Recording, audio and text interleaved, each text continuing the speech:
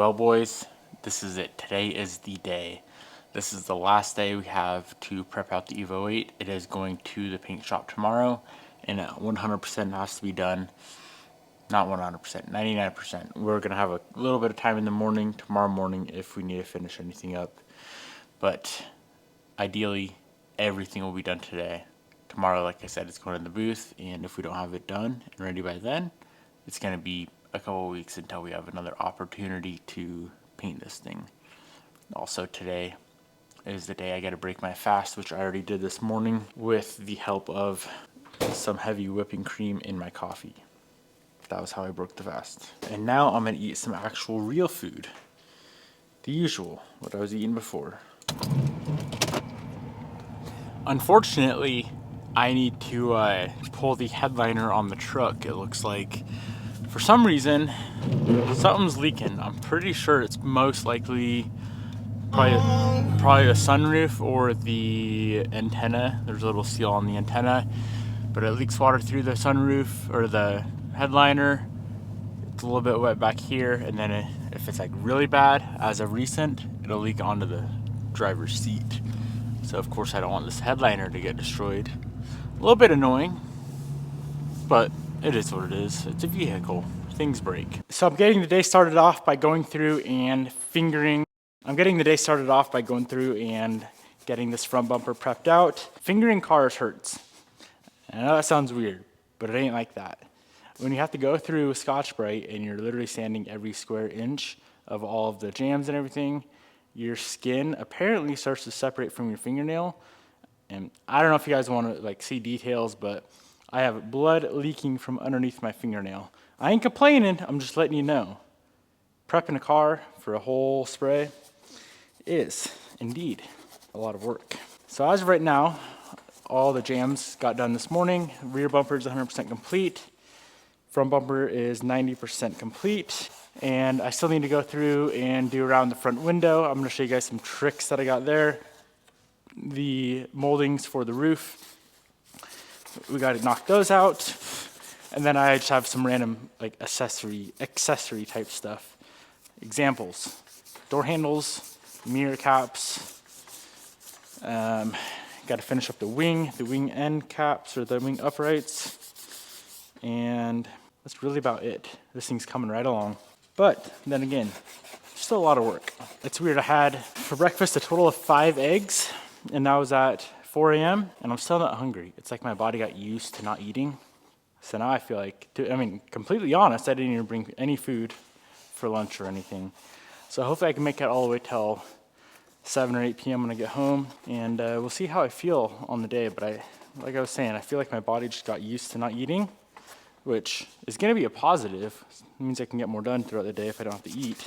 I'm just got to eat more tonight, of course. If you want to get jacked, you got to eat like you're jacked. That wasn't good. The clip for the inner fender just broke off. I might, how can we get this attached quickly? All right, this thing's gonna be epoxied back on. I don't really have any sort of plastic weld here. So I have 40 grit right here. I'm gonna get it all scuffed up. Ideally make the epoxy grab onto something a little bit better.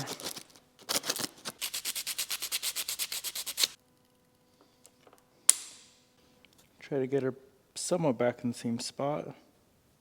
Looking at the other side. Looks pretty perfect. Hopefully this holds. While we wait for our epoxy to dry, seems like a good old-fashioned opportunity to go get some Joe. My first real coffee. I wonder if I'm gonna get actual coffee or the same basic stuff I keep getting. If I'm actually being real, it just seems like a good opportunity to drive the car that never gets driven. All the freaking snow melted, so we're able to drive any other cars right now, which is nice.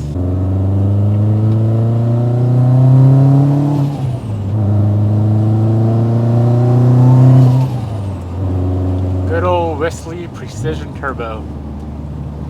Oh, this car's so fun. I'm so glad we went away from the more of like the stanced approach on this thing, more of like a natural camber, nicely fitted.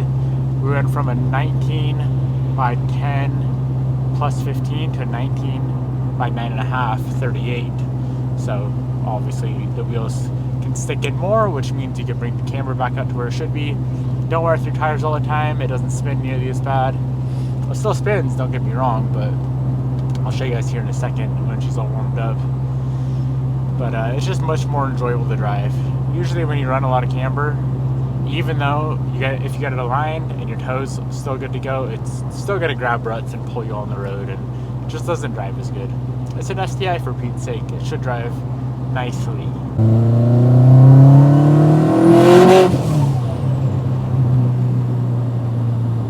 It's actually crazy to think we've had this car for so long. We rebuilt this. If any of you guys can remember, I don't know if you've been OGs of the channel for that long, but rebuilding this thing in my dad's garage, my parents' shop back up north, Bobby and I spending it all day, every day on this thing. Back when we had no obligations, and our only priority, well, it's still my priority for sure, is to work on cars, but now, fortunately and unfortunately, Bobby's got a whole busy business life going on, so she doesn't get to spend that much time with me at the shop, which is good. I'm super excited and proud of her, but those were the days, man. Just hanging out in the shop, sneaking in White Claw, because my dad didn't want us to drink, getting pizza, being a fatty, and building cars. That's probably 5 years ago. Nah, that was like 3 years ago. Also, ironically enough, Subarus, of course, have the bad rap of blowing motors all the time, blowing head gaskets, doing the thing, you know, which I'm not saying is false, but this thing has been pretty dead reliable. It made 500-ish wheel, maybe 600, I don't really remember, on the stock motor for the longest time. I mischief Jimmeter. I sent a rod bearing out the motor, and I built this motor, and it's been in the car ever since. So technically, I might go back and see how many miles this car had when we first got it. It's at 56,351 miles now. And the first motor was stock, second motor built. When I get to the stand, I'm gonna go see how many miles were on this car when we got it. I would say like 20K. So 35,000 miles, full tilt all the time. This thing's making 800 wheel. Come on, that's pretty reliable. That's pretty reliable.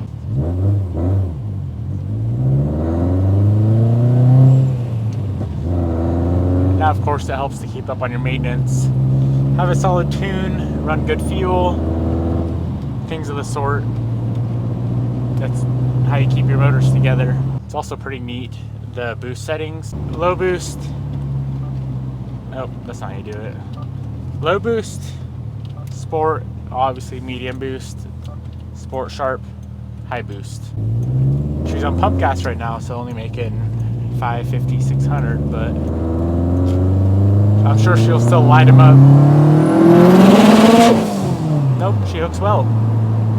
She hooks well. You want to know how you know that you're running a lot of boost.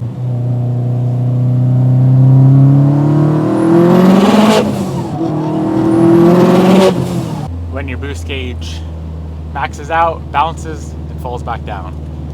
I think on pump it's like 30 pounds, 32 pounds maybe. E85, 46 pounds of boost. It's crazy how much boost this thing needs to make the same power that the Honda makes, the Type R makes. Same turbo. Type R made more power on like 10 less pounds. Honda efficiency.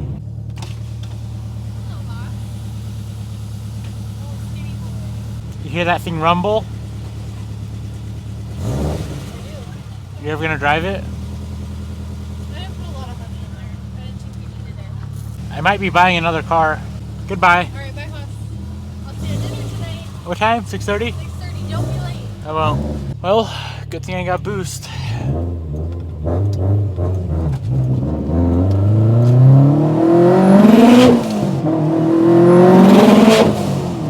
I think I finally decided on the color,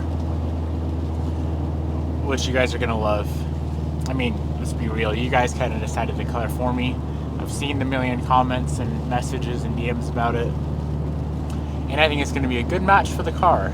I've never had an Evo this color, and it should be pretty neat. It seems like our epoxy is going to do the trick.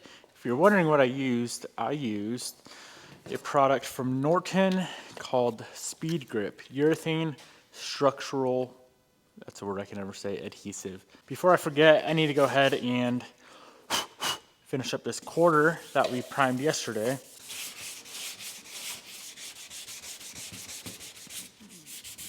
For prepping out things up in here, like where the window goes, where these moldings go, I like to use this product. It's called Scuff Stuff Surface Prep. It cleans it, and it's got like a little grittiness in it at the same time. So I just put some of this on the Scotch-Brite pad, and that added just a little extra bit of grit really helps get it scuffed up properly. And it's a soap too, so gonna get it cleaned up. Also works really good for engine bays. Ours, we're not really gonna have to use it, being that it was completely sandblasted, but for a dirty engine bay, it works wonders. It is about that time. Last thing of the body of the car is going to be the engine bay. So we had this thing sandblasted. I sprayed some epoxy primer on it, and then filler primer on the areas that I want absolutely perfect. Gonna go ahead and put down a little bit of guide coat and get to wet sanding. This whole thing's gonna be sanded down with, of course, 400 grit, and get her ready to go. You can see how much pitting there actually was from the sandblast. It's gonna make it last forever by getting all that old gunk off here, but definitely requires a little bit more love and elbow grease. Gonna try my very best to not burn through, at least not to bare metal. If I hit the epoxy primer, it's not a super big deal, but I definitely don't want to be seeing any bare metal.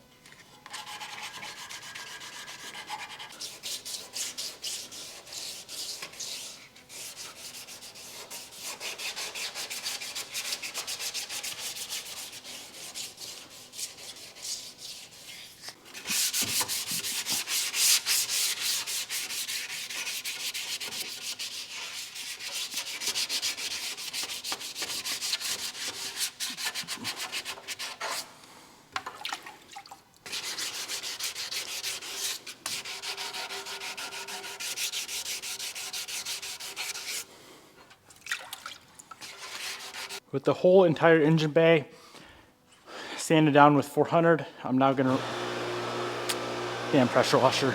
I'm now gonna run through with red Scotch-Brite and the scuff stuff I was telling you about earlier.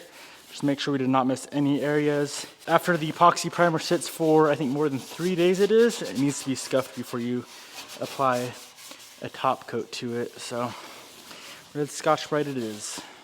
Okay, moving on to the hood. I'm gonna start with the bottom side first. Get everything stripped down. The vent, the heat shield, all the rubbers. I'll probably pull the stickers off. I'm hoping I can just reorder all these stickers. If not, I would rather have it nice and clean and painted properly versus trying to mask off the stickers. So that's the plan there. This thing does not need literally any work whatsoever.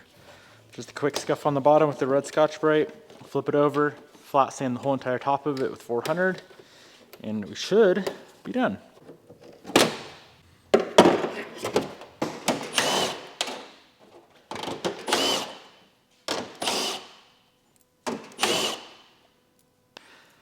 Now, if we are truly going for just an OEM look, what we would actually do is just put base coat on the underside.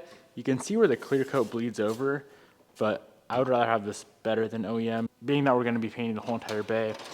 And of course, doing the clear on the bay, the underside of the hood is going to be fully glossed out and looking better than new, technically. Now, like I said, it's not super important to have these decals on the build, but seeing how they have a part number, MR 95, $4, $4.81. Okay, if we can get all of them back on, all three of these guys, I would definitely do it. Yeah, it looks like we can get all these stickers. So I'm gonna take a good old photo of how it looks currently. And for about probably $20 to $30, all these are gonna be replaced. We could mask them off, but it's gonna be a better end result if we just peel them off now, paint it, put them back on.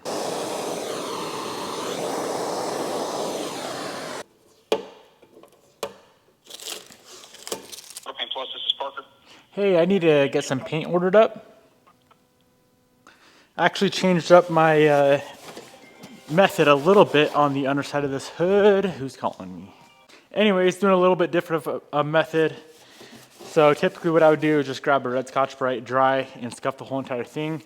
But I decided to just grab 320 right off the bat, wet sand this whole thing, and then use the scuff stuff with a red Scotch-Brite pad, wet, and just hit it again. And then of course I'll pressure wash it off, dry it off, and hit any little area that is not scuffed. But the underside should be done. So I'm gonna go ahead and knock out the top side. Like I said, this thing is in very good condition, thankfully. Saves me a ton of time with not having to do any body work. But let's go ahead and grab the block. I'm gonna do the top with 400, 320 is pretty rough. 400 will be perfect.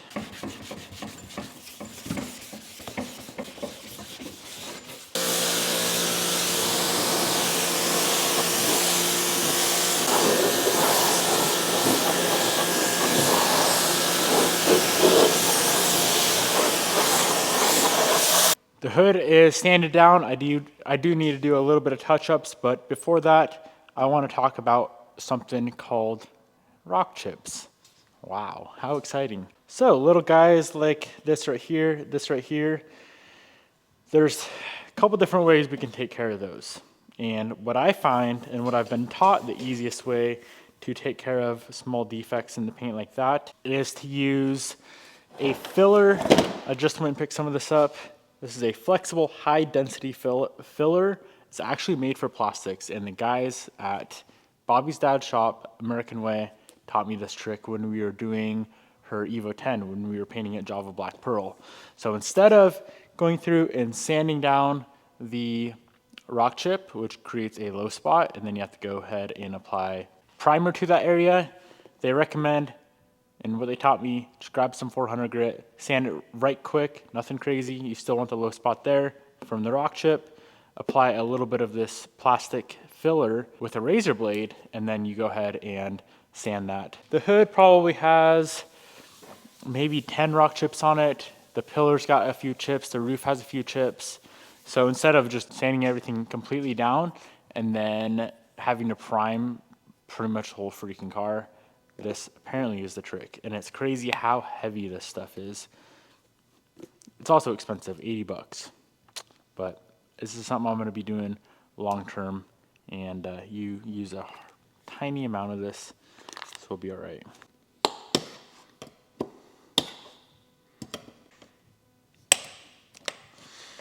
I don't know if I'm opening this thing wrong or if it's just a pain to get open, but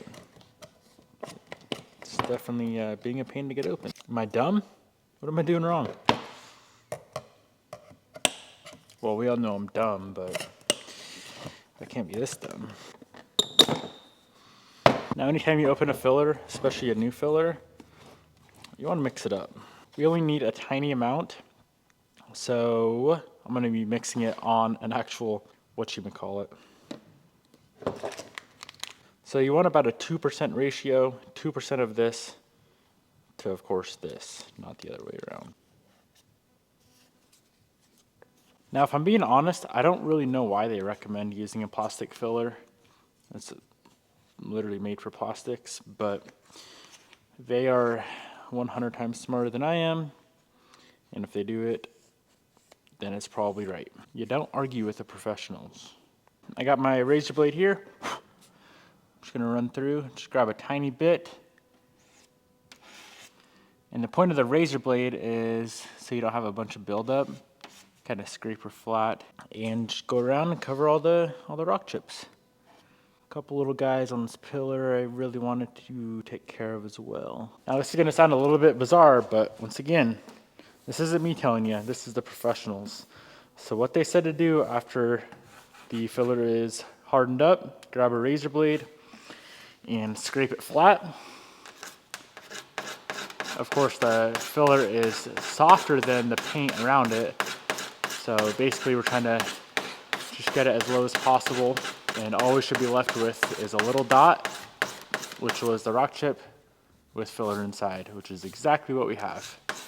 So for example, like I can't feel anything there, but maybe you could see it under paint. Just grab a piece of 400, lightly sand. Cannot feel anything whatsoever. As you can see, there's quite a bit of chips on this hood, probably like 20, and they're all filled with my new method. So the hood is all finished up. Next thing I'm gonna move on to is all of this bracketry and the bolts and nuts for the bracketry. So all of this is the hinges, door hinges, hood hinges, and the trunk hinges. All these are gonna be stripped down. The bolts are gonna be stripped down as well to just take off the buildup of the paint. I'm gonna run them through the powder coat strip tank, which is gonna pull the powder right off, or the paint right off, and then I'm gonna sandblast them. And then after that, we're pretty much done. We still have to finish up the wing, the mirror caps, and the door handles, but that's pretty simple to do. All right, so we got the brackets out of the paint stripper tank, and these are actually not gonna be sandblasted. The reason for that is because they are zinc plated from the factory. Mitsubishi just paints right over the zinc plating. So the reason for the zinc plating is of course for a corrosion resistance. And then yeah, apparently paint just sticks right to the zinc, good to go. Now all that is left is we have 2 mirror caps and 4 door handles in the side skirts. All that is gonna require is a good old scuffing with the red scuff pad. And this thing will be ready for paint. A little bit nervous for paint, if I'm being honest. It's always been a tough thing for me. I know a lot of you guys have been here from the start and have seen me mess up a lot of paint jobs in my life. And of course, this is not one that I would prefer to mess up. So we'll see what we can do while she's in the booth, but I'm excited. I'm excited for the color. I know you guys are gonna love it. And I think it's gonna turn out amazing. I know Val did a great job on that quarter panel and the door. I have seen some comments wondering why we just didn't replace it. And we definitely could have replaced it, but not only does Val love a good challenge, replacing a quarter panel is a lot of work. I've never done it, but I've seen people do it. And yeah, it is a ton of work. So here's how your door handles should look, all finished up, no shiny areas left. Completely scuffed and ready for paint. You know, I was having a conversation with a good old friend earlier and it sparked a thought in my mind. And it's not really something I think about anymore, but it's something I used to definitely think about a whole lot. And it is the importance of a quality partner, a quality relationship. Relationships and partners can either make you or they can break you. I truly think that for every human out there, there's another person out there that is meant to be your partner. As I was having this conversation, I realized that is something I constantly used to worry about in past relationships and how it is such a, ooh, that's a nice STI. Got some works on her. How it is such a mental drain. And like, how do you ever expect to get ahead when all your energy goes toward something that should be a positive? But at the end of the day, it's a net negative. You never get ahead. You never get ahead in life. You never get ahead with your finances. You can never get ahead with literally anything when all your energy goes toward that. I know some of you guys are probably in that situation right now, and it feels like you're probably stuck in that scenario, and you feel like if you get out of it, you're never gonna find another person to be with. And ultimately, at the end of the day, you don't need to be dating someone or be with a partner your whole life. And that shouldn't even be the goal. The goal should be to like become the best version of yourself, and that person that you're meant to be with is going to come into your life. It's exactly how it happened with Bobby and I. I wasn't out there searching for the perfect woman. Like, we just crossed paths in a very weird circumstance, and it was very, very clearly meant to be. So if you are that dude that is like stuck in that scenario and you feel like there's not another, I feel like I'm giving like a drug talk right now, but you feel like there's not another situation that could be better, I can assure you, when you find the right human for you, you don't got to worry about them. They're a positive, not a negative. It's not a battle. You guys are constantly going to be helping each other, constantly lifting each other up, constantly like being there for each other. And yeah, it's just crazy. I think that used to be me back when I was like 18 years old, 19 years old, 20 years old, wondering why nothing was going right. You want to know why nothing was going right, Devin? Because 90% of your day you were worried about other BS going on, and now look where you're at. I don't know if that makes any sense. I'm not a philosopher. That's just my life experience. If it helps you, that's awesome. If it doesn't, I apologize. But I'm gonna go home, get some sleep, get some rest for tomorrow, because we got a big day. We're not painting tomorrow, but there's still other things, important things that we got going on. So hope you guys enjoyed today's video. If you did, that's awesome. If you didn't, it is what it is. Goodbye.